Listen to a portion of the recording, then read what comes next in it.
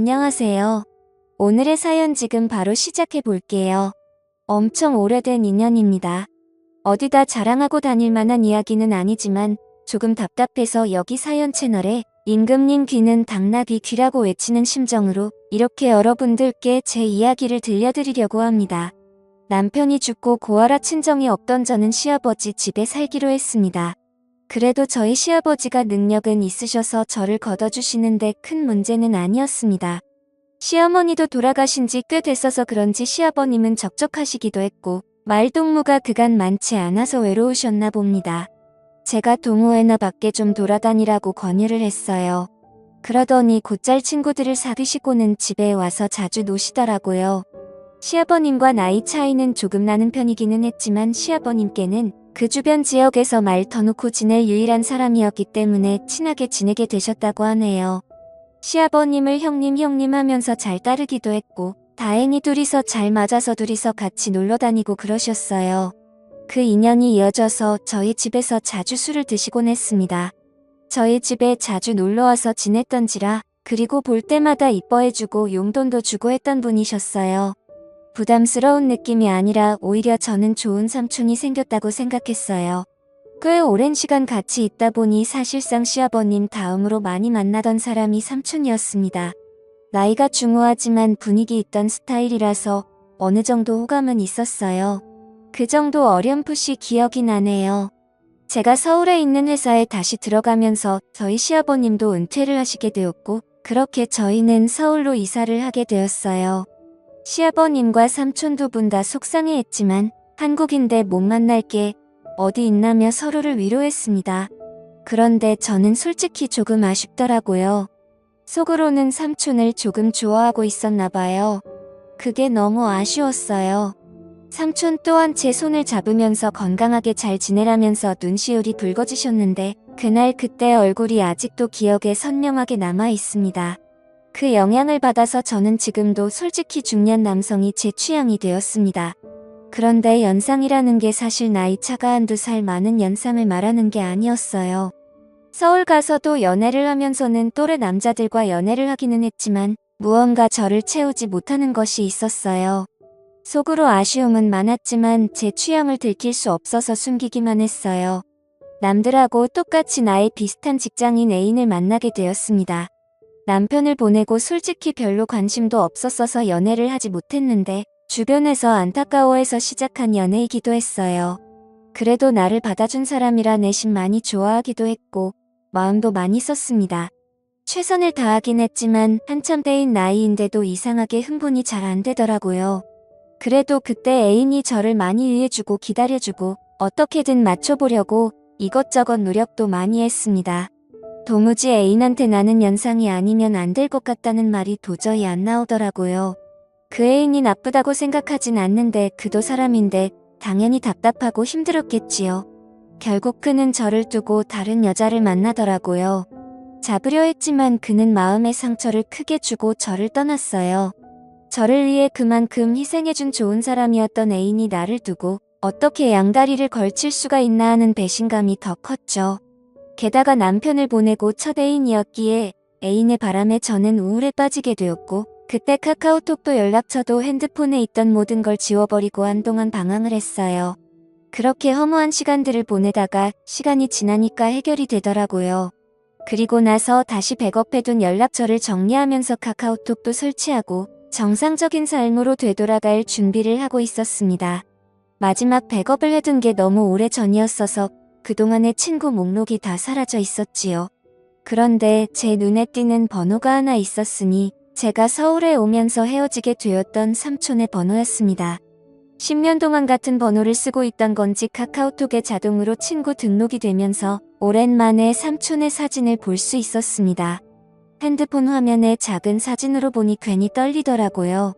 그래서 삼촌의 사진을 터치해서 확대를 했습니다. 여전히 중후한 매력 그대로였고 얼굴살이 조금 더 빠졌을 뿐 저를 설레게 했던 미소는 여전하더라고요. 어디 아는 사람들하고 산에 놀러 갔던 건지 정상에서 찍은 사진을 보니 오랜만에 마음이 설레기 시작했습니다. 그때부터 그가 어떻게 지내나 궁금하더라고요. 그런데 상태창을 보니까 메모 남겨놓듯이 해놓는 프로필 상태 메시지 아무것도 필요 없다라고 약간 쓸쓸해 보이는 구절을 상태 메시지로 남겨놨더라고요.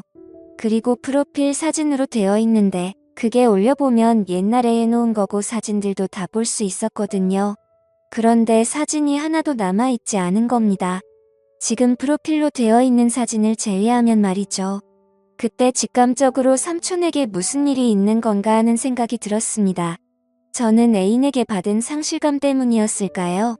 아니면 그 애인과 그렇게 노력을 하며 오랫동안 사랑을 나누는데도 한 번을 만족을 못했던 게 사실은 마음속에 오래전부터 그를 품고 있었기 때문이었을까요? 무작정 짐 싸들고 삼촌이 살고 있던 예전 그 동네로 향했습니다. 하도 오랫동안 이어온 인연이다 보니 어디 사는지도 다 알고 있었는데 삼촌 집에 찾아가니 모르는 사람이 나오더라고요. 10년간 삼촌과 떨어져 지낸 시간이 너무 길어서였던 걸까요? 하지만 체감상 그렇게 오랜 시간이 지난 것 같지 않은데 다른 사람이 나오니 당황스러웠습니다. 그가 보고 싶어 찾아간 동네였으니 그를 찾아 헤매고 다닐 바에는 단도직입적으로 그에게 대놓고 연락을 해봐야겠다는 생각이 들었지요. 멀리 떨어져도 얼굴 못 보고 지낼 일이 있냐고 했었지만 정말 매일매일 만나던 삼촌이었는데 이사 가자마자 10년 동안 그냥 의인남이 되어버렸었거든요. 내 번호가 저장이나 되어 있으려나 사실 큰 기대를 하지 않았는데 삼촌은 전화를 받자마자 제 이름을 불러주더라고요. 이렇게 반갑게 맞이해줄 거면 왜 지난 10년 동안 모르는 사람처럼 지내왔는지 제가 얼마나 삼촌을 보고 싶었는지 몰랐나 싶기도 하더라고요. 삼촌과 저는 오랜만이라며 시아버님은 어떻게 지내는지 서울은 어떠니 회사는 다닐만한지 별시도 없자는 안부를 물으며 한참 동안 대화를 나눴습니다. 그러다가 삼촌도 제가 갑자기 연락을 한 이유가 궁금해졌는지 오랜만인 건 좋은데 무슨 일 있는 거냐고 왜 연락을 했냐고 물어오더군요. 그래서 솔직하게 삼촌 카카오톡에 있는 사진과 프로필 메시지를 보고 삼촌한테 무슨 일이 있는가 싶어서 저도 모르게 연락을 하게 되었다고 했습니다. 그러니 삼촌이 제 말을 듣고는 뭔가 쓸쓸하게 웃으면서 별일 없다고 하더라고요. 그래서 실은 삼촌한테 무슨 일이 있는 줄 알고 지금 이 동네까지 내려왔다. 삼촌 집까지 찾아가 봤는데 모르는 사람이 살고 있더라 하는 이야기를 꺼냈습니다. 그러니 삼촌이 조금 놀란 눈치더라고요. 밖에서 한 1시간 정도를 기다렸더니 삼촌이 헐레벌떡 제가 있는 곳까지 나오더라고요. 그래도 그 와중에 제 마음을 눈치라도 챈 것인지 옷도 멀쁘게 입고 머리도 다듬어져 있는 게 조금 멋을 내고 나온 삼촌의 모습은 제 생각보다 훨씬 더 멋있어 보였습니다. 10년의 세월이 무색하게 저를 설레게 만들던 그 남자가 내 눈앞에 있으니 묘한 마음에 휩싸이기 시작했습니다. 심지어 예전에는 항상 시아버지와 함께 셋이 그를 만났는데 이번엔 남자 대 여자로 단둘이서 만나고 있으니 그 기분은 말할 게 없었지요. 직접 만나니 삼촌이 아무 일 없이 잘 지내고 있다던 말과는 다르게 삼촌의 현재 상황을 말해주더라고요. 사실 저희 가족이 서울로 가기 전부터 아내와 불화가 생기기 시작했고 10년이 지난 지금에서야 결국 이혼을 하게 되었다는 겁니다. 그런데 그 과정에서 자식들이고 뭐고 다 대가리 크고 나니까 자기가 회사 다니며 힘들게 키워준 것도 모르고 어머니를 따라갔다고 자기는 이제 완전 혼자가 된 거나 마찬가지라며 힘들어 하더라고요. 삼촌이 힘들다고 하는 말에 저도 사실은 이러하다며 현재 제 상황을 설명했습니다. 저 또한 큰 우울에 빠져있는 상황이라 삼촌이 보고 싶어 여기까지 내려왔다는 그 명분을 설명하고 있던 것 같았습니다. 그런데 삼촌은 눈이 휘둥그레지면서 그런 일이 있었는데 왜 여기를 내려온 거냐고 묻더라고요.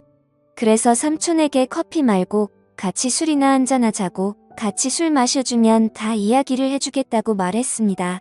삼촌이 눈빛이 조금 바뀌기 시작하면서 어렸을 때도 자주 가던 동네 호프집으로 저를 데리고 갔어요. 여기가 음식도 맛이 좋긴 하지만 일단 이야기하기 좋은 벽 쪽으로 자리를 잡았어요. 칸마다 나누어져 있고 조용히 단둘이 이야기 나누기에는 이곳만큼 좋은 곳이 없었거든요. 그때 저도 솔직히 삼촌과 조금씩 저에게 마음을 열고 있다는 생각이 들기도 했습니다. 삼촌이 저랑 술 같이 마시니 뭔가 묘하다고 하더라고요. 술을 한두 잔 나누다가 저도 삼촌에게 제가 애인과 헤어졌던 이야기를 하면서 사실 애인 앞에서 내가 다가가지 못한 이유와 노력을 해도 잘 해결되지 않았다고 말했어요. 그리고 그 문제의 중심에는 항상 다른 사람도 아니고 삼촌이 있었다고요.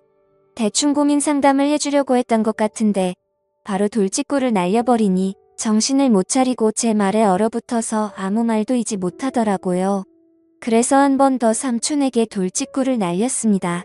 사실 이제는 모르겠다, 내가 뭐가 잘못된 건지 아니면 정말 삼촌 때문에 그런 건지 한번 알아보고 싶다고요.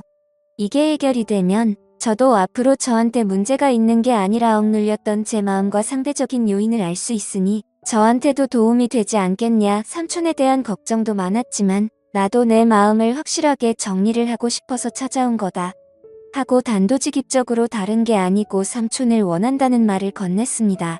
삼촌은 무슨 말을 그렇게 하냐며 손사래를 치기는 했지만 거절을 하지도 않았고 자리를 떠나지도 않았습니다.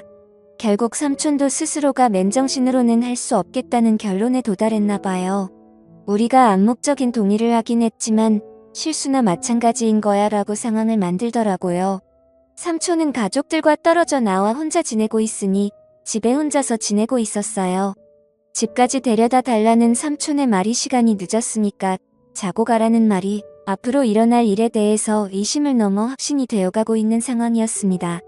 애인과 분위기도 많이 만들고 이런저런 시도는 많이 해봤지만 실제로는 한 번도 만족한 적이 없으니 많이 긴장이 되기도 했습니다만 솔직히 걱정할 게 없었습니다. 삼촌이 알아서 잘해줄 거라는 생각이 들었거든요. 애인과 이런저런 시도를 할 때와는 전혀 달랐어요. 이미 삼촌이 저를 부축하고 삼촌의 집까지 가는 동안 저는 이미 심장이 두근대기 시작했거든요. 결국 넘어서는 안 될 선을 넘고 말았고 다음날 아침이 돼서야 삼촌은 걱정이 되기 시작했나 봅니다. 실수라고 하기에는 이미 서로가 의도한 대로 되었다는 걸 알고 있기에 후회해도 이미 때는 늦은 상황이었으니 말입니다. 저도 직장인이기에 결국 주말을 보내고 나서 서울로 돌아가야 했습니다. 그날 이후로는 연인처럼 만나기 시작하게 되었죠. 그도 은퇴를 한 상황인데 굳이 뭐하러 제가 매주 주말에 집안까지 내려와야 하는지 싶어서 아예 그에게 생활 정리하고 서울로 올라오라고 제안을 하기도 했습니다. 하지만 그는 저한테 버림받을까 두려움이 있었는지 주저하더라고요. 그래서 제가 그에게 다시 확신을 줬습니다. 당신은 내가 10년이 넘는 세월 만에 겨우 내 것으로 쟁취한 사람이라고 이제는 절대 놓치지 않을 거라고요. 제가 시아버님께 결혼하고 싶은 남자가 있다고 말씀드렸습니다. 그리고 자리에 삼촌을 데리고 나갔을 때 시아버님은 뒷목을 잡고 쓰러질 뻔했습니다.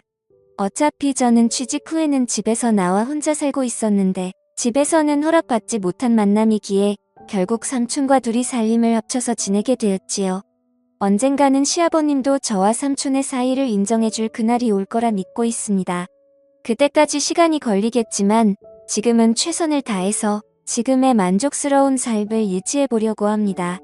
오늘의 사연은 여기까지네요. 긴 사연 끝까지 들어주셔서 감사합니다.